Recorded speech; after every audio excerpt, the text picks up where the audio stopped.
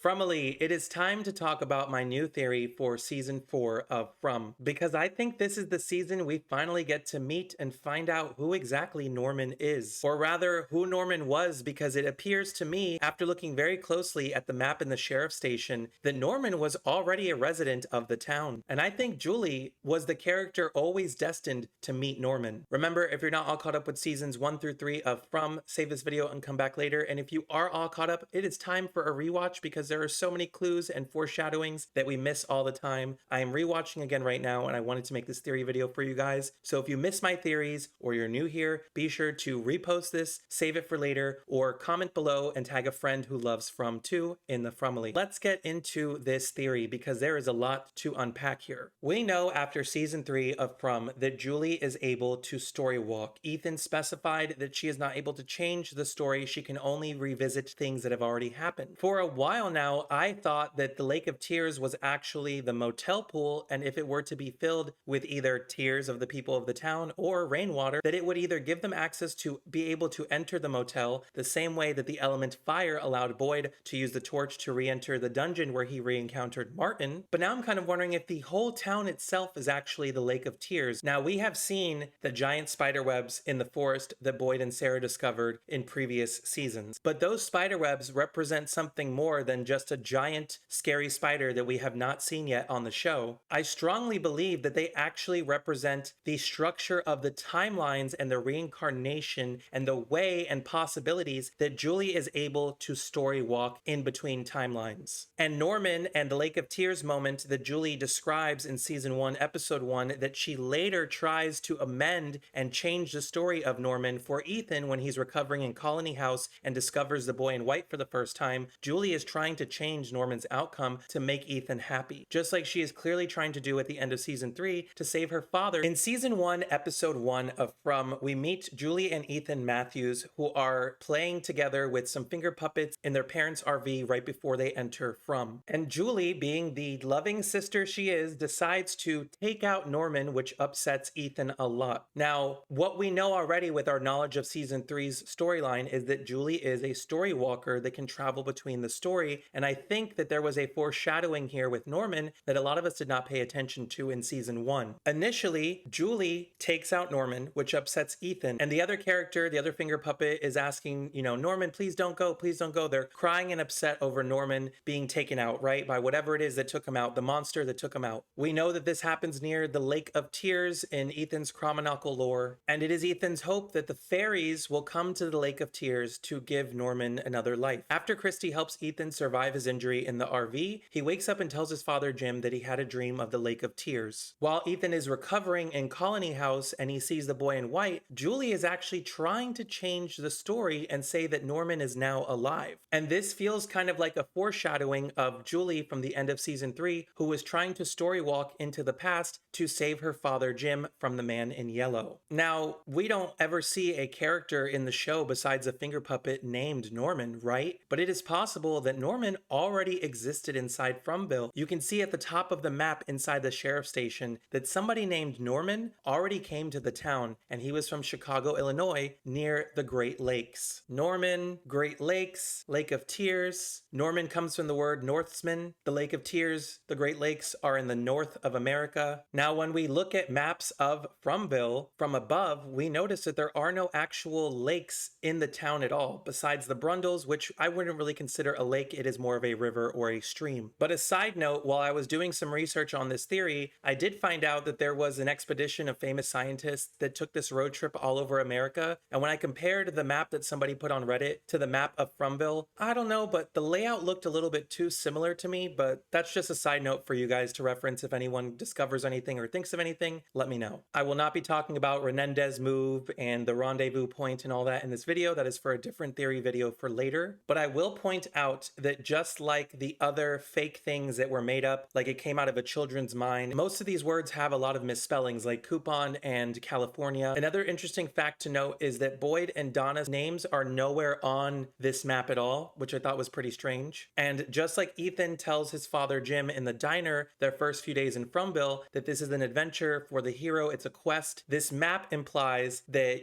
traveling the country is an adventure of its own. When Ethan wakes up from that dream, he tells Jim that he saw a bunch of drawings on the wall, so we're going to reference Victor's drawings here because there is a few that stand out to me. At the top, we have an image of two family members standing on top of one of the houses in town above a bunch of water that seems to have flooded the town that they are in. Below that, we see a giant spider falling into the Lake of Tears, which seems that it becomes, real when the lake becomes filled. Now, if we're looking at foreshadowing for seasons 4 and 5 of the show, I really think that this is the season where the flood will likely happen inside the town, and that will probably be the season 4 finale, because there is a drawing that Victor made that has always stood out to me, where the town is inside this little snow globe, which is alluding to it being in its own pocket dimension, right? But at the top of the water of the flooded town, there is a spider floating on the surface. And although we have not really seen any gigantic spiders inside Fromville, we have seen a lot of spider webs, especially when Sarah and Boyd went into the forest to find some answers. And while we don't really have a lake of tears to fill besides the pool, I am thinking that the actual town itself will become the Lake of Tears, and it will be that way because the lighthouse is providing light with no water sources nearby. So it could be that when the forest and the town flood with water, that becomes a Lake of Tears, and the light of the lighthouse is meant to somehow guide everyone. Side note here as well, after I made the theory last year about the pool being filled and it being the Lake of Tears or a way to access the motel, Ricky He, the actor for Kenny, posted a couple days after that video on his story the pool in town filled with water, and he said something along the lines of like, I wonder what'll happen now. Unfortunately, I can't find that reference, but if you find that image, please feel free to send it to me. In season 2, episode 3, when Ethan is in the diner with Julie and Tabitha looking back at the destroyed Matthew's house, he asks his mom, are we going to go back in there to get our stuff? Because Norman is down there, and he might be referring to the toy finger puppet Norman, but I really feel like I know that everything is intentional, so I'm wondering if he knew of an entity of Norman being actually down there. But again, we must pay attention to everything Ethan has said in previous seasons because they are often foreshadowing and clues for future episodes. And we know that Norman was already someone that resided in the town, but we don't know what happened to him and nobody has ever really mentioned him before. So could it be that he will be a new character in season 4 that Julie Matthews will story walk back in time to meet? Now, the reason I think that is because now that we know about the reincarnation of everything, and we know that the reason Julie is able to story walk is because the story has already happened over and over and over again. And what we're trying to get to achieve with Tabitha and Jade is a different outcome so that everything does not reset and they have to be reincarnated all over and over and over again, right? But I need y'all to know that one of my biggest theories for From is that the timelines in From are not linear. The timelines in From are actually very much a spider web. If you look at each straight line coming out of the spider web, you will see those as, let's say, the different reincarnation periods or the different loops that repeat of the timelines for each reincarnation of Jade and Tabitha and the other people in town that are reincarnated that we will hopefully find out more about. But Julie is able to walk in between the curves of the spider webs without changing much of the outcome. Let's just assume that they are 5 different reincarnations of Tabitha and Jade. Julie is able to travel up and down these timelines to go back into the past. So I'm thinking in season 4, she's going to go back to when Norman was actually at the Lake of Tears and do what she did for Ethan in season 1 and try to change Norman's story, because that might have a ripple effect and impact the future of From positively. But then again, Julie is not really ever able to change anything. She's only able to observe what has already happened. Now you may be wondering, what about Julie and Boyd in the rope? If you remember my video from last year where I showed you this chart where I basically explained how Julie was able to change Boyd's fate and how there are 2 different timelines, one where Julie did come to town and one where she never did. And just to go over it quickly again, we have the temporal anomaly, the intervention by a higher power, the self-correction timeline, the reality of simulation, or the multiverse theory. These are all 5 different theories that could apply to this spiderweb. I'm thinking more so the multiverse and string theory kind of made into a web. And so let's say Julie enters from Bill, well then Boyd gets the rope, which ends up saving saving Julie and Randall and Mariel from the music box curse. Then Julie survives the music box curse because Boyd saved her, and then Julie throws the rope down to Boyd because she is alive and survived the music box curse, which results in Boyd being stuck in the well, because as long as Julie enters Fromville or not, Boyd will always get stuck in the well. But if Julie is never there, then Boyd never gets the rope and passes away in the well. Julie never falls under the music box curse because Boyd passes away before hearing the music box curse and being able to open it. And Julie doesn't throw the rope down to Boyd because he never survives to release the curse. So just to cover all that again for you guys, anyone who was confused about how Julie was able to change the timeline with the rope, she was not able to because that was already predestined. We don't know what else is predestined for her. And if you did watch my theory video about the monsters and how some of them are created with each cycle, how Sarah could have became a monster had she done to Ethan what the monsters and voices wanted her to do, she would have reset the town, everyone would have been kicked out and freed, and basically she would have became a new monster in town. And that's how we get the Julie boy monster that's like, hey Julie, remember me? Because that is likely a point in time that Julie traveled back in time to in a future season where she met that boy, became his friend, but he and his fellow cheerleader, because they both have the same Letterman jerseys on their outfits, the same J, they come from the same high school. I know it's a lot, but I have a theory video about that you can go check out my From Season 3 playlist, that Julie was able to meet him in the past and he remembers her in the future, and that each cycle new monsters are added into the original townspeople because they sacrifice one of the children in the town. So if Norman was already there, the only way for us to find out about him would be if Julie were to story walk. And I think that she might do that in season 4. And the reason I think that that might happen is not only to go full circle with that part of the storyline from season 1 and the foreshadowing of her trying to change Norman's outcome to please her brother and make him happier, but also because it will allow Julie to gain knowledge of possibly a previous flood that happened from the Lake of Tears when Norman was there, to warn everyone in town to get to the roofs because there is another flood coming. And there is going to be that spider that will possibly be the new threat floating on the surface, trying to get everyone in the middle of the night on the house's rooftops. And maybe the only way to protect or save yourself from the spider is to stay in the light of the lighthouse. Because we already know for the most part that the crows are the eyes and ears of the monsters during the day. And in this photo that we see of the person on the house rooftop with a crow near them, it could mean that because there will be a flood in the near future for the town, that the crows will have to act as the monsters because the monsters will not be able to move around in the water. And so they might pester and bother the humans during the day and keep an eye on them or try to take them out that way because the monsters can't walk around the land because of the flooding. Now, I do think it's very interesting. There's still a lot to put together. If you have any suggestions that I can add or any things that maybe I didn't think of during this video that you want to feel free to leave in the comments for me, please feel free to do so. It's much appreciated. This is all, again, just forming a theory and speculating. You know, there is hopefully going to be a Norman introduced in season 4 who is somebody who was already in the town, as we know from the map that there was already someone named Norman there. But I definitely think that it is time for us to finally see the spider that we've been waiting for and the Lake of Tears. It would make sense that the reason we haven't seen the spider yet is because maybe to unlock it, the town has to flood. Let me know in the comments what you think of this From Season 4 theory. Feel free to suggest me discussing other theories. And if you love From and all things horror and sci-fi, feel free to give me a follow because I love talking about movies and shows in those genres on my channel.